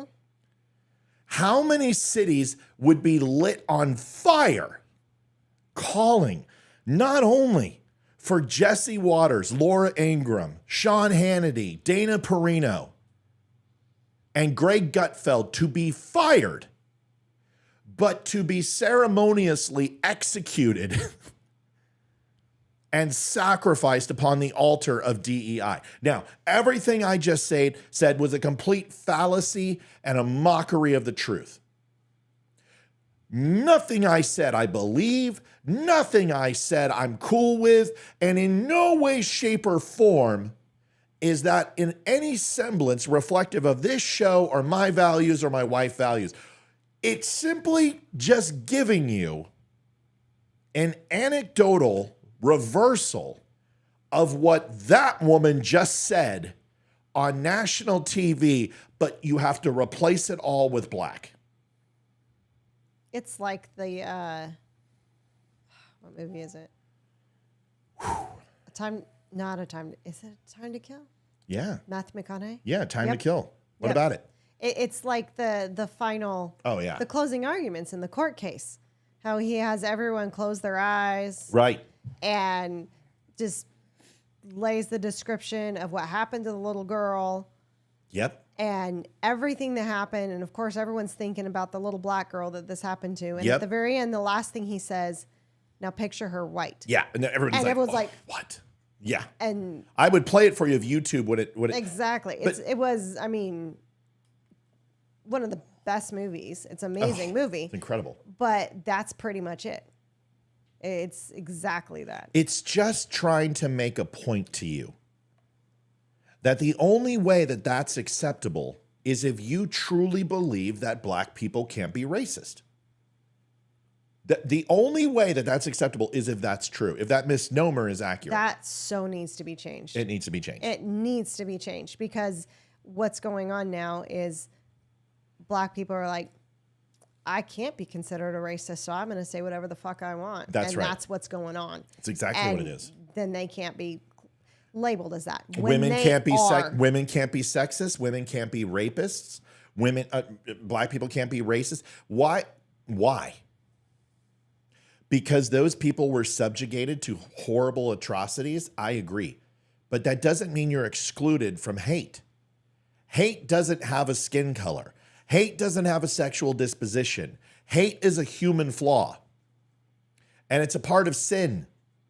And we are all susceptible to sin. And just because you went through 400 years of shit that no race should ever go through, it doesn't give you the right to do the same thing to other people. Oh, well, we're not putting white people in chains yet. Because I'll be honest with you. If you ask Joy Reid, do you want to see Donald Trump in chains because he bribed Stormy Daniels, or do you want to see him in chains because he's white? I think we all know the answer based on what she just said. I think we all know. It has nothing to do with Stormy Daniels. She even said it. He may be convicted, but he won't go to prison. She wants him incarcerated. That's what she wants. She opened the statement that way and then said, I'm going to celebrate that black people are getting over on a white person. How do you not draw the conclusion that she would rather have Donald Trump in chains than actually get justice for whatever she considers to be an injustice? There's no other conclusion you can draw. That is racism. That's racist. It doesn't matter how you slice it. She's racist. And you know what? This isn't a surprise. Sunny Hostin's a racist. Al Sharpton is a racist. Whoopi Goldberg is too. I don't think Whoopi isn't racist. No, I don't. I don't think Whoopi's a racist. I think Whoopi's stupid. I don't think she's racist. I wouldn't put her in that category. I would just put her as extremely ignorant and very dumb. Who's super smart. I mean, Whoopi Goldberg is not stupid. She's very well educated. She understands history. She's demonstrated many times. She understands multiple theological standpoints of religion. She's not a dumb human being. She's Edith Bunker. She can't put it all together. But I wouldn't call Whoopi a racist. I think she has said anti-Semitic stuff, but that doesn't make her a racist. Just like Gina Carano isn't a racist because she said some things that people consider to be anti-Semitic. That is racist. Bless you. 100% racist. And I can't sit here and say, no, I don't have to say Reverend Al Sharpton. No, I do not. No way, shape, or form do I have to say that. Anybody that doesn't pay taxes on the collection plate can't be much of a reverend. Anyway, good topic, good points. Can't stand that woman. That is a woman who has been waiting to get back at Whitey for a long time, and she's ready. She has spent her whole life. Ready. Whole life dreaming about it. And that's okay. You know what? I'm sorry you don't like me saying that, but there are plenty of white people who spent their whole life to get back at black people. And there are a lot of people who've done that, and they should be ashamed of themselves. And I will speak out against them. And I have. I've went after Stu Peters. I went after Nick Fuentes. I went after Jake Shields. I've went after people like that. But I also went on the Stu Peters network with Deanna because she doesn't exemplify those things. I will call it out when I see it. I don't care what color you are. If you are a complete dick, I'm going to tell you you're a dick. That's just the way it is. Yeah, no, I know Whoopi plays the card, but I don't think she's a racist. I'm not defending Whoopi Goldberg. I think she's an idiot. But she doesn't do that shit as much as these other two do. She just doesn't like Trump. She thinks Trump is a complete dictator and a horrible human being and evil. Joy Behar just hates men. That bitch walked around in blackface, okay? She had blackface. She had an afro. She culturally appropriated black people, yet she sits here and waves the black card. It's like Jimmy Kimmel. Jimmy Kimmel forgot that he dressed up like Karl Malone, that he sexually assaulted women on his set for money. Come on. Give me a break. All right. That felt good, babe. Felt good. Felt really good. Get that off my chest. Oh, you know what I forgot to tell you? What? Is when I did the whole doctor on demand thing on my lunch break on Thursday because I had my sinus infection. Yeah. You have to register for it and, fill out all the paperwork like you would in a regular Spit it out. doctor's office. Okay. So ask you, what's your gender? Oh, yeah. Male or female? The next question, what was your gender at birth? Oh. No fucking joke. I was like, you've got to be joking me. Are you serious? Did you put unicorn at birth and then rainbow they spotted? They didn't give me an option for write-in. Oh, so it was check. You just had to. You know what I would say? Computer. You know what I would say? I would say, why are you assuming my gender by not allowing me to write in my own gender? Yeah, I felt like shit that day, and I wasn't thinking. So I just was like, I just checked the answer so I could get on with the doctor. Unreal. But yeah, anyway, I totally forgot to tell you about that. Okay. So, hey, do me a favor, Maureen. Can you, with the club, just put thedumclub.com and news, thedumnews.com. It's going to be much easier if we do that, and it'll keep the spam down, So I appreciate you putting the links in here, but let's keep it like every 5 minutes do a link, if that's okay. Cool? I'm going to try to keep it a little. I want to encourage people to chat, and I want people to lose their spot. So help me out with that. You're the best. Yeah, and don't worry about dumb beef for a while. So just leave dumb beef off. Let's do dumb news, the dumb club, and then link, tap, go, and dumb show. If you could do those three, you're the best. Speaking of link, tap, go, we haven't had a chance to mention this tonight, so we're going to. Olivia, we work off of what? Donations. Why do we work off donations? Because this entire show is all funded by us. It is all by us. We purchased everything, and we just put together our taxes and our spreadsheet of how much we spent this year. And can I say, or no? You can say. We spent almost $35,000 on the show this year. And understand that's vendors for clothing, that's streaming, that's lights, that's cameras.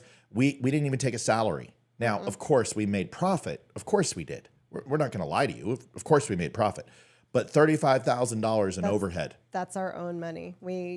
All of this is by us. That's right. No one has given us a dime. Except for recently. But to start the show, no one helped with anything. Yeah. Those are just, we've been doing this show for 3.5 years. That's just 2023. Yeah. It's not 2022 or 2021 or when we first started the show.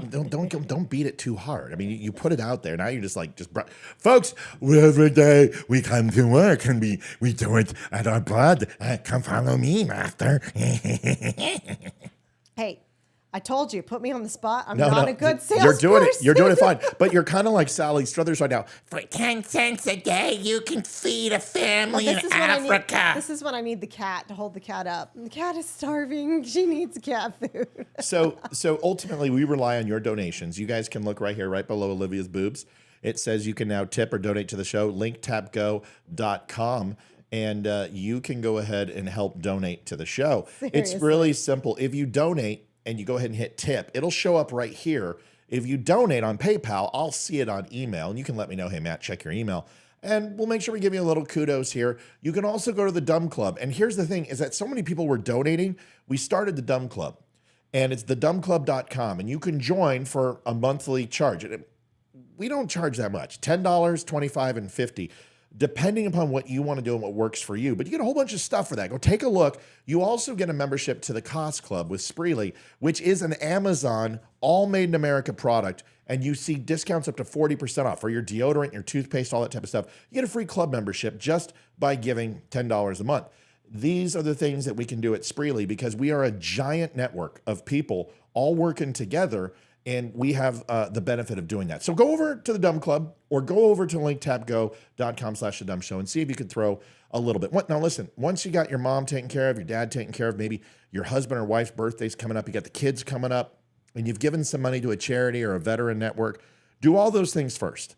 And if you're sitting around and buying a $5 cup of coffee every single day and you ask yourself the question, can I maybe do one less a week, maybe 2 less a month, and help out the Dumb Show, we would appreciate it. That's our ask, and that's the only ask you'll get. We'll do it at the end of the show. We do it in the middle of the show, and that's it. And that's only really the only commercial you get unless you're on Facebook or something. So thanks for listening. We appreciate you. Angel says, check our email. She loves us all. I'm checking my email, and holy shit, Angel. We love you. You're amazing. Thank you so much. I'm going to put this up, and then we're going to get to the next segment. Olivia. I hate allergies so much. I'm sorry. I'm dying right now. Are you gonna survive? Yeah, I might just have to take my contacts out. You're the one, when you told me to turn up the fan, I was a little shocked. Oh no, it's just all day. I mean, even at work, I'm gonna have to start taking my glasses to work because I thought my contacts were gonna fall out today. Yeah. I need new ones too. So. Are you gonna be okay? Oh yeah, I'll be fine. I might just have to take a quick break real quick. Do you need to complain about it some more? Or are you gonna be okay? Yes, I do. All right. I live to complain. Angel, we want to go ahead and say thank you so much. Thank you very much, Angel. Really appreciate it. 88 miles an hour. I feel like we're going to go back in time. This is wonderful. 1.21 gigawatts. Thank you so much, Angel. We appreciate that. See, that's it. Listen, little things like that, it makes it worth it because now the show that we put on and what it costs is covered. And now that's great. Thank you so much. We appreciate you. We love you. That easy. Only if you can, folks. Next segment is going to be... Oh, shush, Yenny. Here comes the cat. She needs to stop. A little late there, kitty cat. Next segment, the real Biden campaign video. Well, the real... Angel, you don't need to wish it was more. I don't want anybody to give till it hurts. I want you to give when it feels good, okay? Don't make it hurt. If you can't, don't. I don't want it.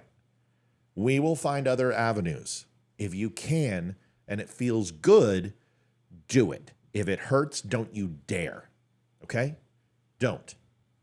Cool? Good. You heard it from me. Maybe we should organize ourselves as a nonprofit so they can write it off on taxes. We're a religious group, but we can't have political opinions. All right, so I want you to watch this video. This is not what you think. This is a video that was done kind of to mock Joe Biden, if I can find it. Where did it go? Hold on.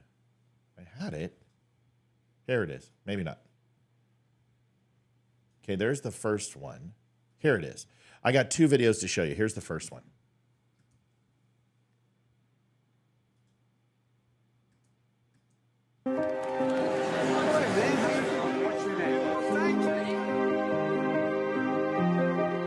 I started this campaign saying we're in the battle for the soul of the nation. I believe that even more deeply today. Who we are. We live in one of the rottenest countries that has ever existed on this earth. What we stand for. And I hope one day somebody brings the guillotine and kills all of you motherfuckers. And maybe most importantly, who we are going to be. It's all at stake. Character is on the ballot. The character of the country. We'll see you at your house. We'll murder you. We need to remember, this is the United States of America. I'm Joe Biden, and I approve this message. We'll murder you. Pretty good ad. Sorry, I got to put a message on here. Sarah says, some of us do promotion for free, ... like there's something else to say. Sarah, I appreciate you doing promotion. I've never asked you to do promotion, so we appreciate you doing it for free. But anyone that does promotion for us is out of the kindness of our heart. So if you feel that, I'm not sure how to read that. If you feel that it's taking up too much of your time or it's something you don't want to do without compensation, I would relieve you of those responsibilities and say, thank you, we appreciate it. But yeah, free. Sarah, I didn't even know who you were until I came to Spreely. So you found my show and you came on, you started doing it, and I'm thankful and grateful. But if you feel that there's need for compensation or anything, I understand that, and I certainly don't want you to feel taken advantage of. So if you want to stop doing that, that's fine. If not, we appreciate you and love you and say thank you, like we do with everybody who shares our stuff. It means a great deal to us. So thank you. I want to make sure that you don't feel any other way than that, because we do appreciate it. As far as this, here is Joe Brandon today in Pennsylvania with a speech where he's just yelling at us again. I don't understand why he always yells at us. It's a little confusing. The one that offends me the most is when he refused as president to visit an American cemetery outside of Paris when he was president. Why? He said that those soldiers who gave their lives were, quote, was his quote, suckers and losers. Suckers and losers, he said it. Who the hell does he think he is? Who does he think he is? These were heroes. These soldiers were heroes. Okay. For the last effing time, okay? Donald Trump went back into the records of all veterans and all retired personnel. What did he do, Liv? He looked through all the records. He didn't look through, but... Well, yeah. Yeah, okay. Yeah, his administration. And anyone who received like you received compensation for leaving the military. Because of medical. Medical. And it wasn't supposed to be taxed. Well, they taxed it. So... Took almost 50%. Yeah. So what Trump did is he went back and he gave back the full amount, not just what was taxed, but the full amount plus interest of how many years it was paid. So a lot more money. And so gave back like twice as what they took. And that's one instance. He completely cleaned out the VA. Brothers and sisters were dying multiple times a day. We saw, because they weren't getting access to healthcare, that they weren't able to have their own doctor. That changed with him. He fired the director of the VA, got your own doctor to be able to see you and covered out of network, created 988 in the ability to have a national crisis hotline for veterans with suicide, gave each year that he was in office a pay raise to the military, increased the budget exponentially over where it had been from previous years by over $250 billion in increase in national defense. Didn't start any wars, gave a stay of solace in Afghanistan for 1 year. Not one soldier died, where we were seeing countless die every single week or dying from suicide every single week. Joe Biden comes in and kills 13 because he blackmails and quid pro quos the Afghani president to ensure that Taliban are running security at the airport, that they have to engage in a certain style and approved way that Joe Biden authorizes, or they lose intel, and they lose air superiority and imagery analysis, and does quid pro quo on them. Donald Trump was probably one of the best partners for the military. And this is from John Kelly. Do you understand that the people that Donald Trump put in place were from the swamp? And people like Scaramucci and Ryan Priebus and whatever the hell his name is, and all of the people that he brought in were absolutely swamp dwellers. And they put in people in power who were anti-Trump, who were neoconservatives. This had an impact on what people said. And the unbelievable choices that he made blew me away. Some of the people that he assigned in his cabinet. So the point I'm trying to make is that a lot of stories when Donald Trump fired these people, saying that he said things that he didn't say. There's not a tape. There's not a video. There's no other eyewitness to it. Kelly is the one who went ahead and said it, his chief of staff. These stories have been debunked. Just like him having a diaper and shitting his pants and people saying he smells bad. That was going on 6 months ago that they said about Donald Trump. This is not the first time we've heard these things. Question. Yeah. How much of the Trump military budget was given to Ukraine? Do you know? Well, I know he held, well, I can find that out. Who asked? Kevin. Strauss? Mm-mm. Bernard? Stumpy. Stumpy.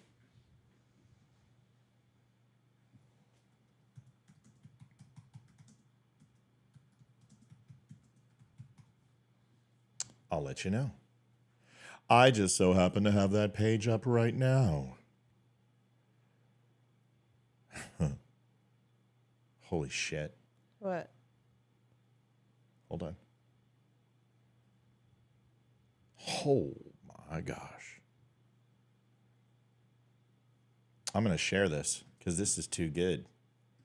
I haven't looked at this in a while. All right, you ready? Mm-hmm. Military expenditures.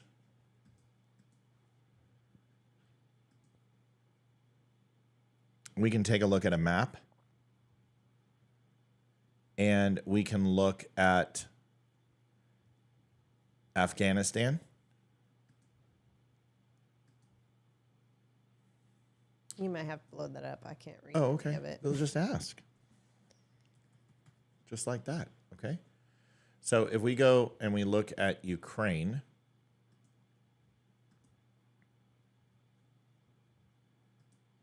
here you go. 1995, 1.8 billion, 2.2, 2.8, 2.1. So it looks on average about 1.8 to 2.2 billion. Throughout Trump's presidency, 3.2 was 100 million less than the previous. 2.9, 300 million less. 3.2 in 18, 3.5 in 19, 3.8 in 2020, which would fall right here as Joe Biden. Now, you ready? Mm-hmm.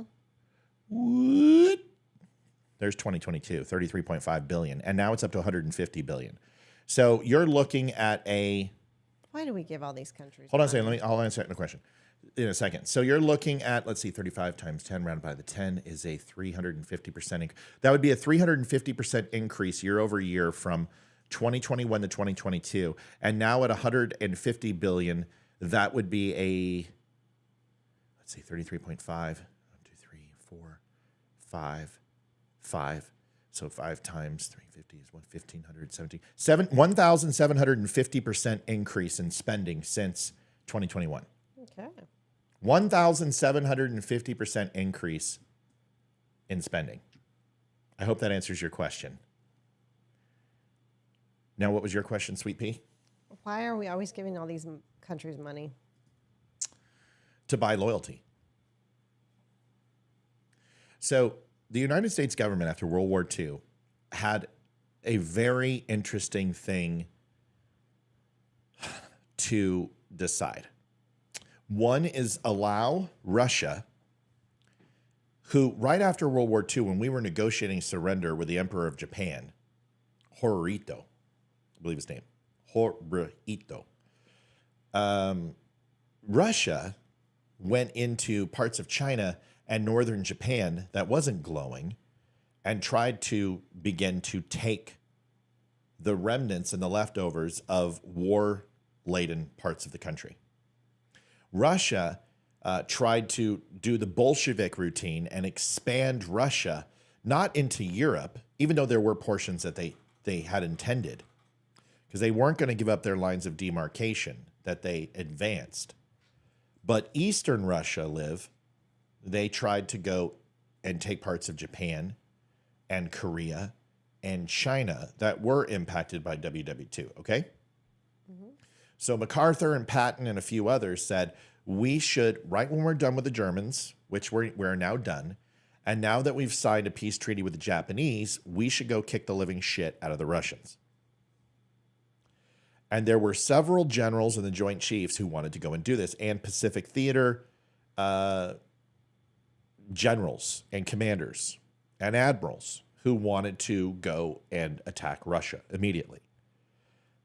Because they knew that without Japan and without Eastern Europe, and ultimately the Russians going to take East Germany and other portions of Europe to restore the former Soviet Union, knew that communism was ultimately going to run rampant throughout Russia, as it did China, and as it went and eventually went to Vietnam and Indonesia and Laos, et cetera, et cetera. So to prevent Russia becoming a superpower and ultimately exchanging one evil for another, they wanted to go into Russia. Well, ultimately, we had lost our appetite for war. And the United States president said no. And we had a stay of execution. But we had a decision to make.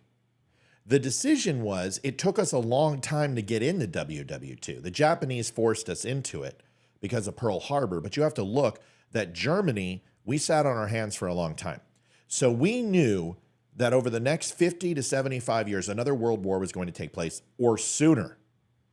That it very well could have been in that decade that we would have seen conflict with Russia and the United States as they tried to push into Europe, as we know they wanted to do, and expand into the South China Sea. So the choice was, do we establish military bases in some of these war-laden countries, especially Germany, who we dismantled their military, Japan, who we dismantled their military, and put bases predominantly in Germany to watch Eastern Europe and Japan, later Poland and Turkey, and later South Korea and Okinawa and other areas inside the South Pacific to establish Diego Garcia, which is the Indian Ocean, etc., to establish a ready force to not only protect those countries, but essentially stop them from getting out of hand? Or did we just sit back and lick our wounds, pull all military forces, and then go back in if we needed to? We decided to go ahead and create military forces and put them all over the world to ensure that those countries were protected and that they didn't get froggy. This is why the United States has bases all over the world in some of the most sensitive spots. This is why Russia went ahead and put a base in Cuba and put nukes towards the United States in response to Turkey and what they considered to be U.S. aggression inside Eastern Europe. Is this all making sense so far? Mm-hmm. So why do we give money to other countries? It's to buy their loyalty. That's truly what it is. Is that when we control the military, what we're saying is we're going to give you a military. It's going to be state of the art. It's going to be better than every one of your enemies. But the only person who it won't be better than is us. We will have the next gen technology and you will have previous generation technology. We'll have the F-35, which can shoot down a squadron of F-16s without even coming over the horizon. But you can have those F-16s, which will compete with those MiGs, which will compete with Saabs, which will compete with, Japanese-made Mitsubishi-style aircraft, okay? We want you to let us pay for your military, but we control what you get and you accept it without necessarily spending a certain amount of money on your defense spending towards your defense budget. You let us take care of it. This is how we have bought the world's loyalty. And someone like Israel can't say, fuck you, United States, because they don't have an infinite amount of weaponry. And if they don't do what the United States says, we cut them off by the balls, and then they don't have the ability to maintain and sustain their current sovereignty and their country. Does that make sense? Mm-hmm. Okay. So that's why Japan does what we say. That's why Hong Kong used to do what we said. That's why England, hold on. Go ahead, son. Say goodnight. Okay, come on, Mom. Love you. I love you, bud. Sorry to push you out tonight. We're on a roll. We're trying to wrap up. I love you. Good night. So you're in a situation where the United States buys fealty by providing military support, which is known as foreign aid. Foreign aid is not just military spending. It's food, it's infrastructure, it's other things. But this is the way that the United States, this is the way.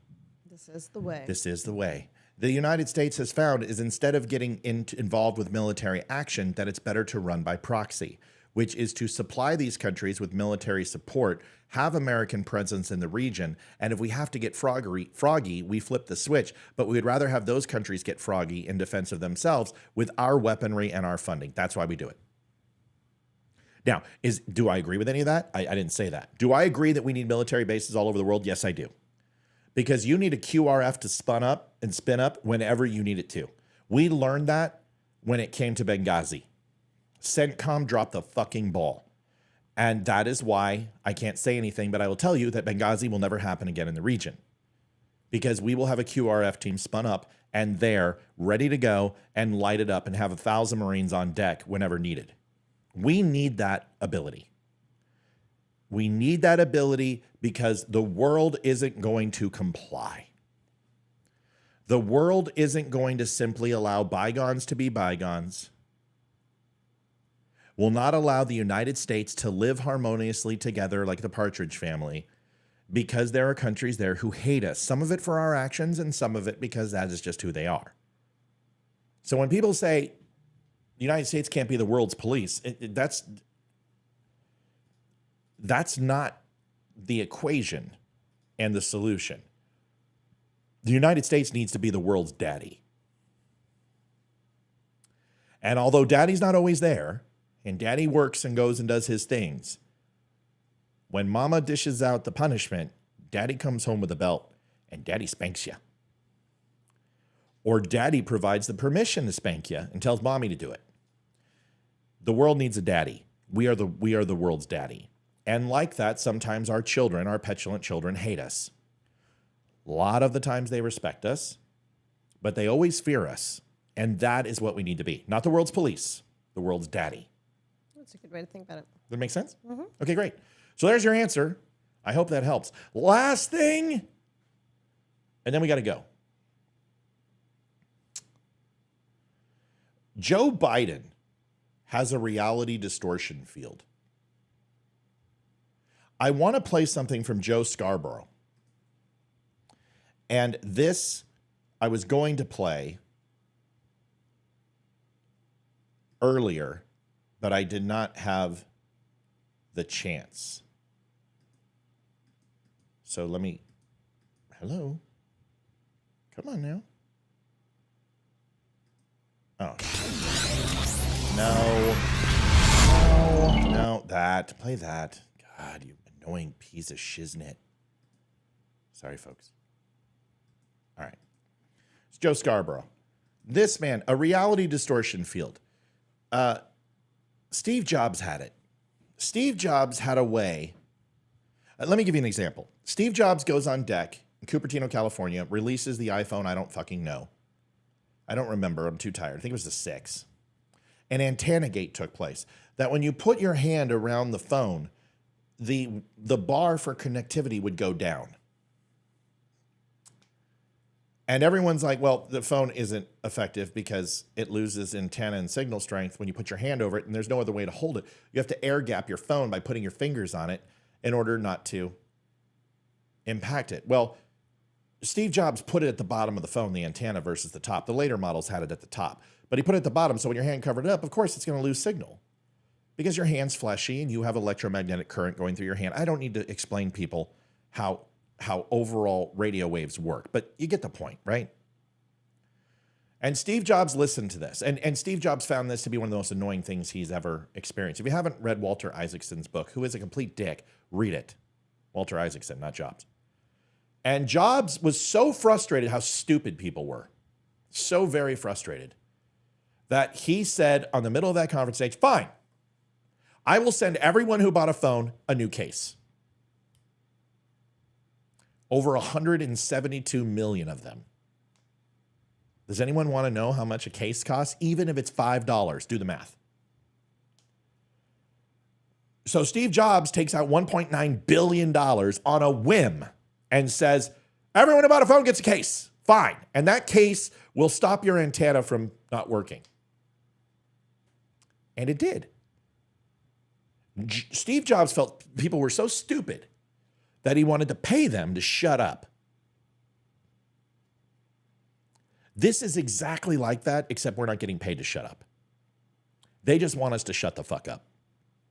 And they will do whatever they can to shut us up and tell us to like it. Here's Scarborough. You live in the most powerful, greatest country on the face of the earth, and you're voting for a guy that tells you every day that America sucks? What's wrong with you? Who raised you? What history did you read? That's it. Like, where are you from? Because you may claim to be from where I'm from, but you were not raised by the same teachers I was raised by. And you don't read. Because if you read, Mike, the facts are clear. And I'm getting tired of saying this to people who claim to be patriotic but hate America because they're always running America down. They're always trashing America. They're always saying America's horrible. Its democracy doesn't work. We need a dictatorship if Donald Trump doesn't win. You live in the most powerful, greatest country. You have something you want to say? I'm very confused by that video. I don't know who he's talking about. It's MSNBC, but then it said it was a Republican congressman from Arkansas. I'm very confused. I thought he was talking about Biden at first, but then maybe Trump. No, he's talking about Trump supporters. He's saying we hate America, we're uneducated, and it kind of brings the first video with Katie Couric. I will answer Joe Scarborough's question. Dissent is one of the most patriotic things you can do as an American. Following blindly is what got us into an American Revolution. Following without morals is what got us into the Civil War. And listening to those without both will end America. Following blindly and leading and following people without morals will end this country. What do I read? Skinner, Thoreau, Shang Tzu, Lipton, Shakespeare, Thoreau, Twain, Schopenhauer. Would you like me to go on?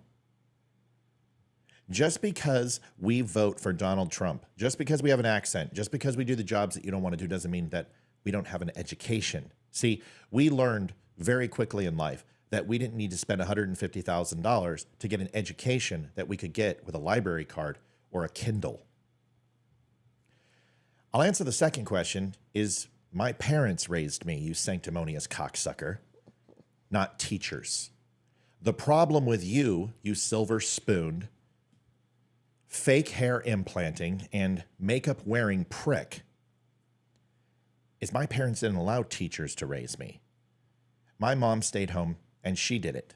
And while my father went and worked, he was the early bird that went out and got the worms. And mom stayed home and nurtured and raised us and went through a brain surgery and went addicted to Valium and other medication and did the very best that she could with a rotting brain from surgery. You don't know us. You've never taken the time, you uppity prick. You're an elitist.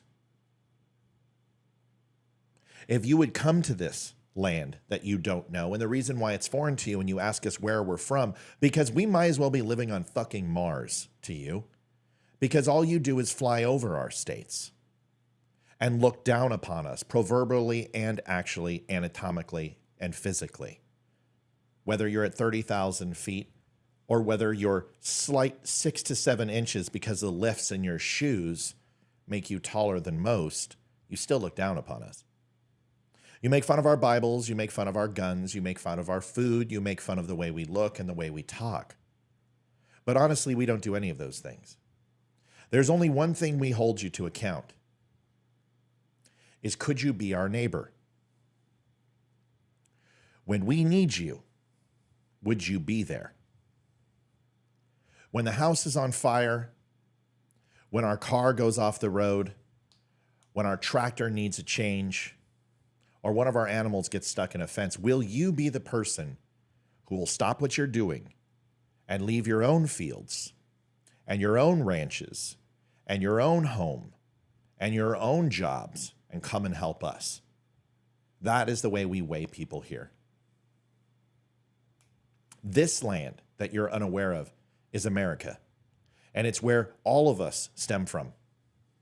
Some of you pricks have no idea that we are not that far apart, but your constant derision, your constant hatred, your constant demeaning attitude, and overall self-worth that is not earned, and anything you have achieved is by accident, because simply people are too afraid to tell you what I just told you, is that honestly, we used to kick the shit out of people like you in high school. And we used to stuff you into lockers and trash cans. Not because we were trying to flex our muscles or find out how bad we are. It's that you were a nerdy little dipshit and you're a punk. And Joe, I don't care how many blondes you marry. I don't care how many millions of dollars you have. You're still that little scrawny little dipshit that everyone beat up because you're a punk and you had a big mouth. Nothing's changed. That's who I am. Who the fuck are you? Folks, thanks for watching the Don't Unfriend Me show. My wife, Olivia Spear, is amazing, and she's awesome. Olivia, you get your final 30 seconds. Go ahead. Final 30 seconds. Minute, whatever. Minute. I'm actually going to brag on the kids for a minute. Oh, yeah. We got to do that. Very proud of them. Hayden did her show this weekend, and she was awesome, and I know you've bragged about the show already. Ethan had his game yesterday, and he pitched, and he got 3 strikeouts. He got a RBI single. He did really great. And we got report cards today. And Ethan got all straight A's for the first time ever. And then Hayden brought all of her C's up to B's and her B's to A's. So very proud of my kids right now. They did a great job. We're very proud of them. They are amazing children, and we love them. Folks, if you have not had a chance, if you would do me a favor, write this down. This is important to us. And don't leave quite yet. 988, then press 1. The Veteran Crisis Hotline. 22 veterans commit suicide a day. It's way too many. Too many brothers and sisters are taking their own life. Do me a favor. Reach out to a veteran. See if they're okay. Check in on them. See what is going on and do me that favor to make sure that they're okay. If you can't do a wellness check on them, dial 988 and then press 1. They will actually call that veteran and do a wellness check without giving your name. It's confidential, and they will do whatever they can to help them. Veterans are a natural resource to this country, but it doesn't happen naturally. These are people who put themselves on the line for America and our freedom, and they deserve everything that we can give them. Please do me a favor and reach out to this number. Last but not least, if you would be so kind, if you would be willing to go over to linktapgo.com/thedumbshow or thedumbshow.com and like, share, follow, subscribe. Go buy a shirt, go buy a hat. Help us out. Keep the show free, or join thedumbclub.com. You can do that. We will be back tomorrow. Olivia will... Yes, I'll be on tomorrow. I will not be on Thursday. Olivia will be on. I'm excited to get to stare at her the whole time, and there's nothing better. And she will be on tomorrow at 7 o'clock with me. I will have a recorded show in the morning and news, as always. I might do one of those little Instagram thingamabobs. Olivia, say goodnight to everybody. Good night, y'all. Good night, everybody. Hey, thank you for taking care of us. Let's check our email, just see if we have any surprises. Nope, but hey, you know what? The people who did help us out tonight, we really greatly appreciate you. Thank you for helping out. Thank you for donating. And thank you for supporting this show. It's nothing without you. Before you leave, go out and like the show. Listen, you may not be able to donate, but you can do that. You can like it. When you leave, just go and hit the like button. If you can share it to friends, that's fine too. Please help us out. That is the biggest gift you can give us, is getting the word out and beating the algorithm of Facebook, who constantly tries to throttle us. Because the truth, there's nothing we said here. Anybody who wants to challenge it, please do. Leave it in the comments, and we'll try to get back to you. Good night, everybody. God bless. Thanks for watching the Don't Unfriend Me show. See you tomorrow. Bye-bye. Adjusting transmitter output. This is the Don't Unfriend Me Show with your hosts, Matt, Leroy, Amy, Olivia, and Mike. Geopolitics, military analysis, and election coverage. Coming to you live on the Spreely.tv network and all major social media channels at The DUM Show. Honest, direct, unfiltered. We can agree, we can disagree. Just don't unfriend me.